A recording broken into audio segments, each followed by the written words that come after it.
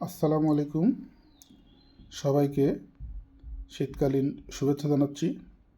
প্রিয় মৎস্য খামারি ভাইয়েরা, শীতের এই সময়ে মাছ ঠান্ডা পানিতে স্থির থাকতে বেশি পছন্দ করে।